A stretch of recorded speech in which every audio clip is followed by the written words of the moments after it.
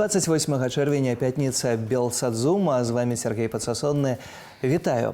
Меркаванне экспертаў пра падзеі дня ўжо праз момант. Гаворым пра галоўнае. А сёння гэта...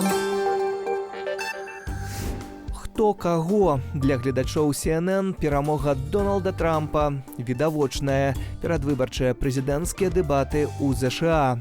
Упершыню на іх згадваецца і Беларусь.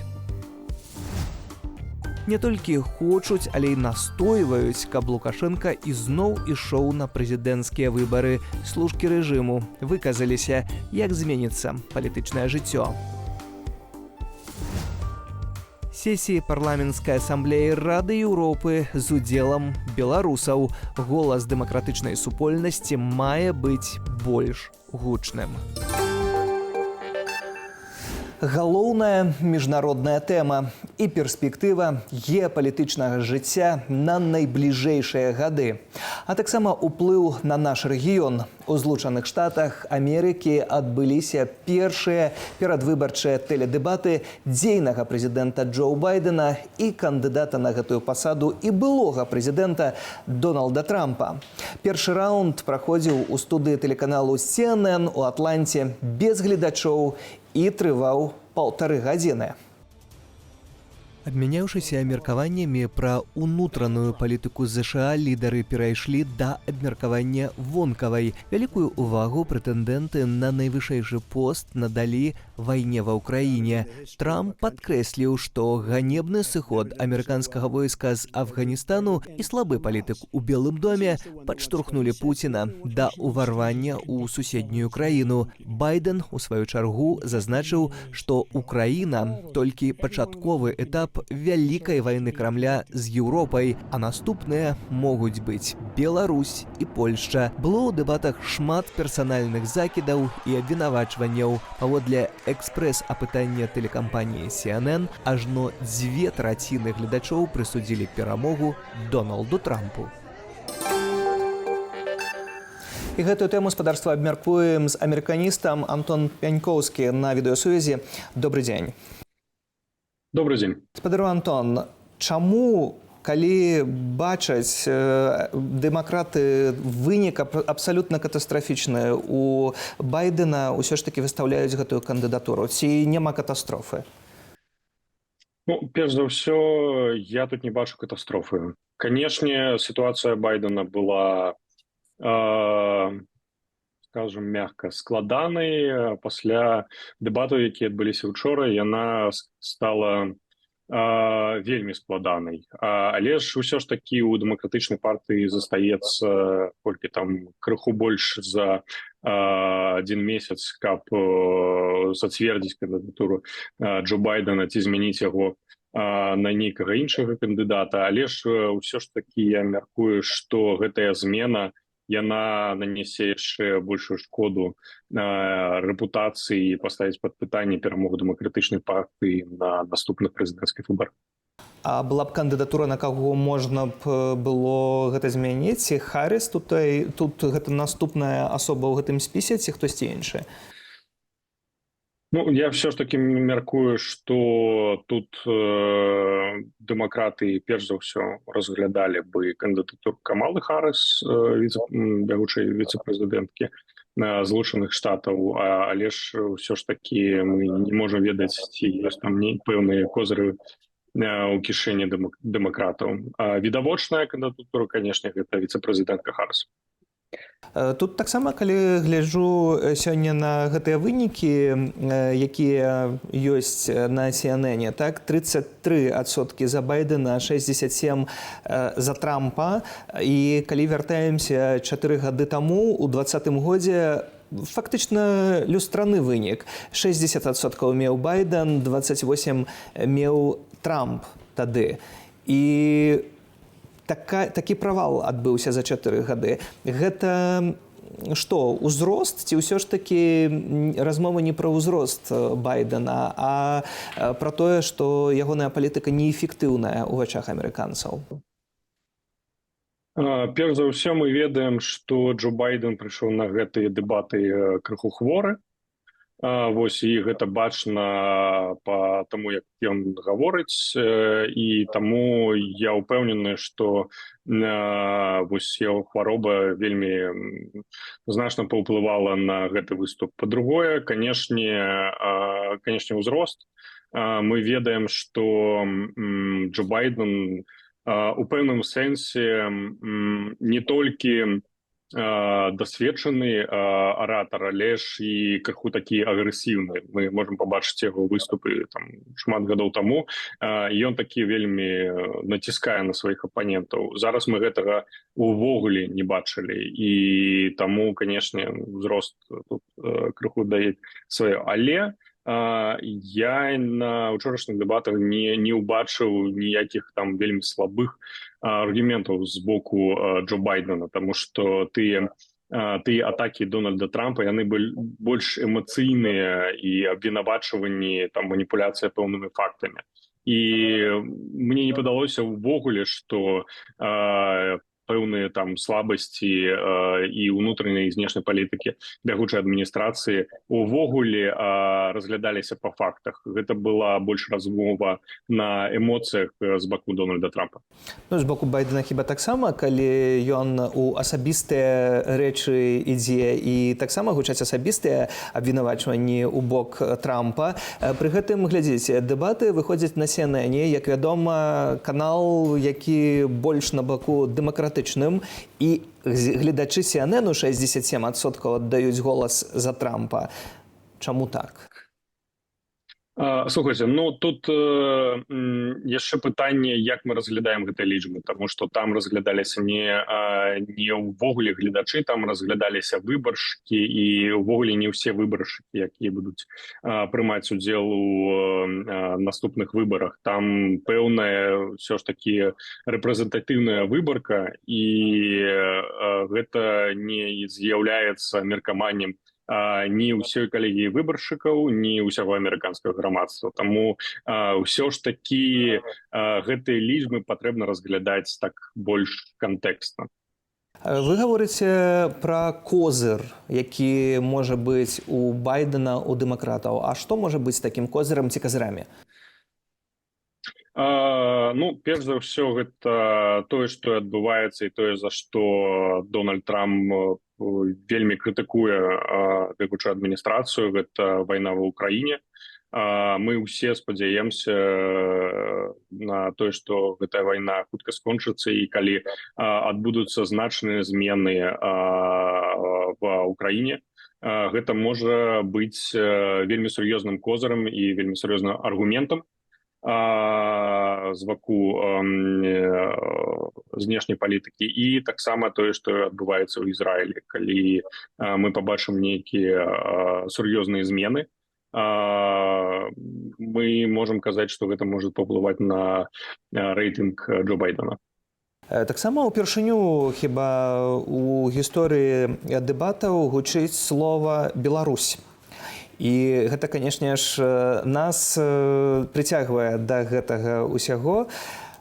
Чаму раптам Байден узгадвае канкрэтна Беларусь? Сапраўды, мяркуеце, мы пад такой пагрозай, пра якую ён кажа, ці тут вельмі вялікая актыўнасць з боку дэмакратычных сілаў у супрацы з Амерыкай, і ён проста ведае пра нашыя праблемы? Я ўпэўнены, што Джо Байден і яго каманда добра ведае сітуацыю ў Беларусі, але ж Беларусь узгадвалася ў кантэксце вайны ва ўкраіне. Беларусь разам з Польшай як краіны, якія будуць пад надвышэйшай пагрозай, калі Пуцін пераможа ў гэтай вайне. Таму я лічу, і гэта, прабачце, мая інтэрпрэтацыя, мы тут можам спекуляваць, там вельмі кароткія сказы, калі ён згадвае Беларусь, але ж я мяркую, што тут ён пералічыў две краіны, якія будуць пад надвышэйшай пагрозай, і гэта тое, што зараз на стале амерыканскай прэзідэнцкай адміністрацыі, тая пагроза, якая у будучыні можа быць у Еўропе. Тут атрымліваецца, што Байден не гаворыць пра тое, што Беларусь разам з Пуціным будзе суагрэсарам супраць Украіны ў далейшым, а гаворыць пра тое, што Беларусь будзе паглынацца Расіяй у выніку нападу на Беларусь. Вось гэты момант хіба таксама дастаткова цікавы? Я б лічыў, што калі Пуцін перамагае ў гэтай вайне, з пункту гледжання амерыканскай адміністрацыі лёс Беларусі быў бы вырашаны. То бок ніхто за Беларусь упісвацца, як кажуць, не будзе. Не, ну гэта больш складанае пытанне і таксама пытанне спекуляцый, але ж глядзіце, зараз не вельмі шмат чаго амерыканская адміністрацыя можа зрабіць у Беларусі. Мы ведаем, што пэўная падтрымка аказваецца польскаму войску, каб набываць амерыканскую тэхніку і ўзмацняць абарончы патэнцыял Польшы. Але ж мы ведаем, што расійскія войскі яны ўжо ў Беларусі, не вельмі шмат чаго амерыканцы могуць зараз зарабіць, каб рускія войскі сышлі з Беларусі. Таму мы павінны быць тут рэалістамі. Спадар Антон, канешне ж, вельмі істотнае пытанне для нашага рэгіёна – гэта ўплыў амерыканскіх выбараў на сітуацыю ва ўкраіне. Трамп увесь час паўтарае як мантру, што калі я прыйду да ўлады, то гэта вайна ледзь не назаўтра скончыцца. Гэта папулізм, у які павераць амерыканцы, ці гэта сапраўды нейкі рэцэпт, які мае Трамп? Тут вельмі цікава, таму што ён разглядае і дае гэты тэзіс у кантэксце, то бок пры яго кадэнцыі Пуцін нібы нават казаў яму, што ён хоча захапіць Украіну, але не зрабіў гэтага, а ўсё ж такі зрабіў напад на Украіну падчас кадэнцыі Джо Байдена. І вельмі цікава слухаць яго аргументы, што гэтая вайна скончыцца за некалькі месяцаў нават да яго інаўгурацыі. Я не бачу ніякіх істотных механізмаў, як ён, як прэзідэнт, як перагаворшчык можа гэта зрабіць яшчэ да інаўгурацыі. Вось таму мне ўсё ж такі падаецца, гэта нейкі папулізм і такая эмацыйная заява. Кажа амерыканіст Антон Пянькоўскі. Дзякуй за гэтую размову. Дзякуй. Ад 8 до 11 гадоў пазбаўлення волі. Гомельскі абласны суд адправіў за краты сям'ю нібыта за здраду дзяржаве. Паводле Радыё Свабода, крымінальная справа датычыць фатаграфавання розных аб'ектаў на тэрыторыі Беларусі. За фігурантамі доўгі час перад арыштам сачылі спецслужбы. Пра іншыя навіны ў нашым аглядзе. Міжнародны алімпійскі камітэт дапусціў яшчэ 6 беларускіх спартоўцаў да ўдзелу ў парыжскай алімпіядзе ў нейтральным статусе. На дзень 28 чэрвеня на гульні пакуль запрошаны 17 беларускіх атлетаў. Паводле МАК правярання камісіі ў справе ацэнкі адпавядання патрабаванням нейтральнасці прайшлі весляры Яўген Залаты і Таццяна Клімовіч, стралкі Дар'я Чупрыс і Александра Пятрова. А таксама тэнісісткі Вікторыя Азаранка і Арына Сабаленка. Апошняя заявіла, што на алімпіяду не паедзе, спаслаўшыся на шчыльны графік сезону. Масавае ДТЗ на Менскай кальцавой дарозе. Раніцаю 63-гадовы кіроўца аўтамабіля «Джылі», рухаючыся па нутраным кальцы МКАДу, праз невыкананне бяспечнай дыстанцыі ўрэзаўся ў спадарожны аўтамабіль «Шкода». Далей па ланцужку пацярпелі яшчэ «Кія» і матацыкл «БМВ». У выніку здарэння матацыкліст атрымаў пашкоджанні і быў дастаўлены ў шпіталь. Больш за 600 асобаў памерлі ў Пакістане з прычыны анамальнай спёкі. Экстрэмальная гарачыня пакрыла Пакістан з пачатку тыдня. Асабліва шмат пацярпелых у Карачы, найбуйнейшым горадзе краіны. Тэмпература паветра перавышае 40 градусаў, але праз высокую вільготнасць яна адчуваецца як 50 градусаў. Улады адкрылі адмысловыя пункты дапамогі і раздачы пітной вады. Спёка апанавала і большасць краінаў Еўропы. Аранжавы ўзровень небяспекі абвешчаны на сёння і ў Беларусі.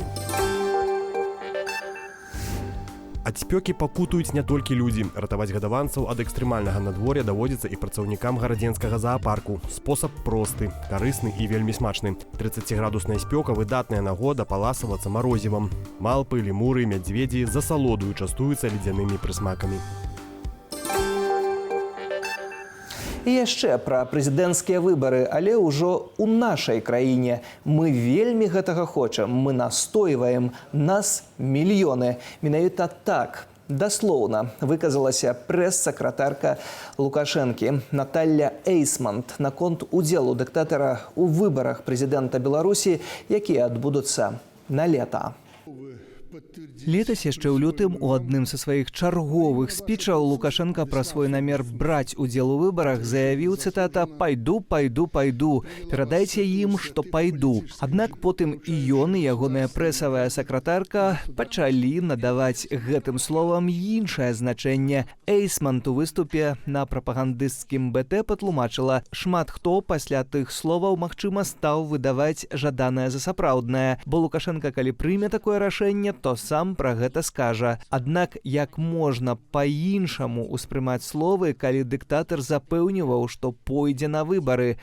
Пасля учорашніх перастановак сваіх чыноўнікаў ужо не засталося сумневу, што Лукашенко чарговы 7-мы раз пойдзе на выбары, а прызначаныя служкі рэжыму маюць яму забяспечыць станоўчы вынік. Сёлета 10 ліпеня будзе роўна 30 гадоў, як Лукашенку першы раз абралі прэзідэнтам. А на відэасувязі палітычны аналітык і гісторык Александр Фридман. Добрый дзень. Добрый день, вітаю. Спадар Александр, мы вельмі гэтага хочам, мы настойваем, нас мільёны, кажа Наталля Эйсмант, і кажа, што нават не просяць і не спадзяюцца, а настойваюць, каб Лукашенко ішоў на чарговыя прэзідэнцкія выбары. Навошта ўвогуле гульня гэтай тэмай? Мне падаецца, гэта тое, што Лукашенко прыемна, ён жа даўно прасоўвае гэты наратыў пра тое, што ён стаміўся ад улады, што гэта ўсё вельмі цяжка, і ён бы ўжо даўно сышоў бы і пажыў бы нармальным жыццём, наеўся, так бы мовіць, гэтага прэзідэнцтва, як ён кажа, але вось такія ўжо умовы, такое становішча, што нікуды сысці не атрымліваецца, трэба працягваць.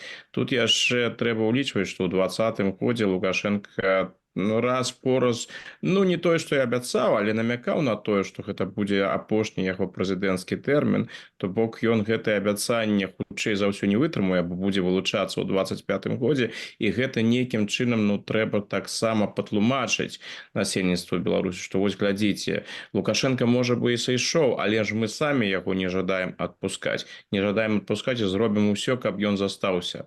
Вось Лукашенко паглядзіць на гэта ўсё, канешне, і хутчэй за ўсё вырашыць для сябе, калі народ жадае, куды ж я дзенуся.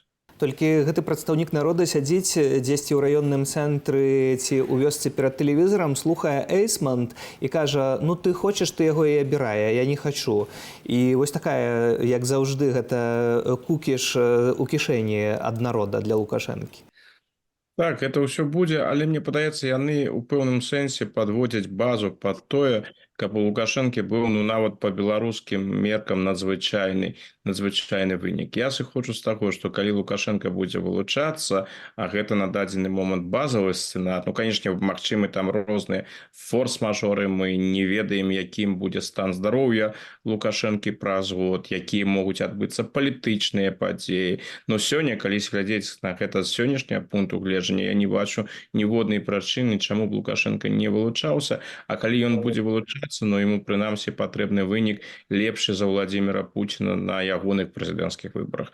То бок, калі у Путина 87, Лукашэнкі павінна быць прынамсі 90, а можа і тыя самыя 95%, пра якія ён ужо аднойчы казаў. Бо з апанентамі расправіўся, будзе рабіць выгляд, што сапраўды амаль што ўся Беларусь яго падтрымлівае.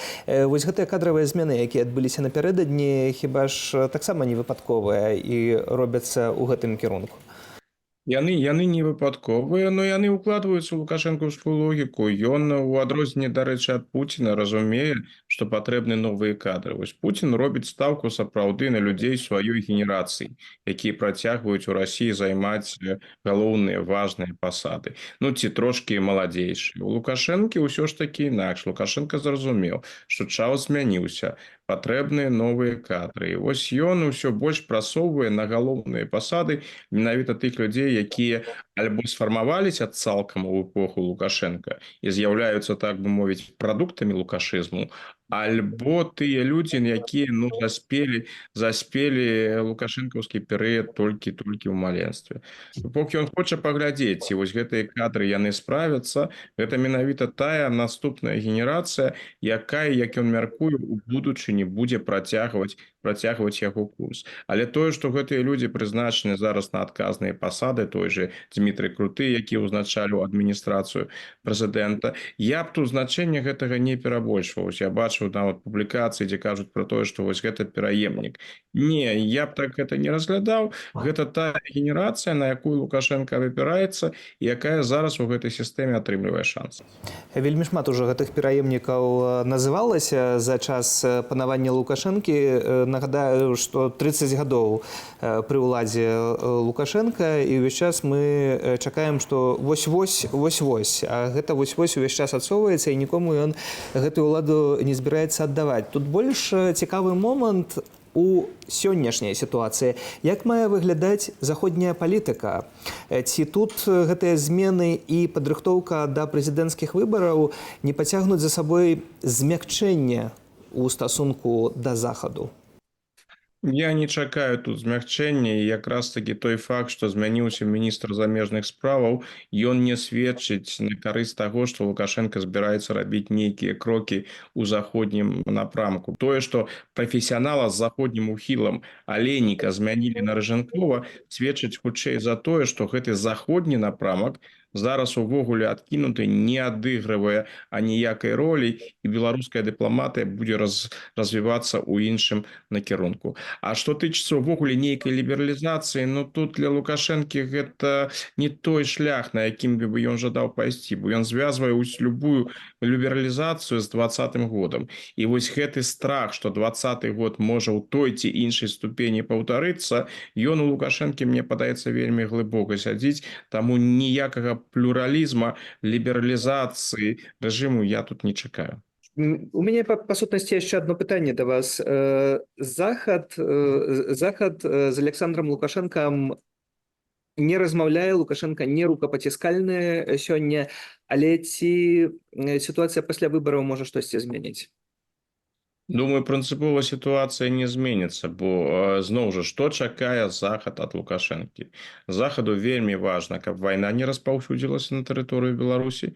Захаду вельмі важна, каб беларуская армія не ўдзельнічала ў баявых дзеяннях, бо такія варыянты прывядуць да далейшага прасоўвання вайны да межаў еўразвязу. Таму гэта захаду не патрэбна ні ў якім сэнсе.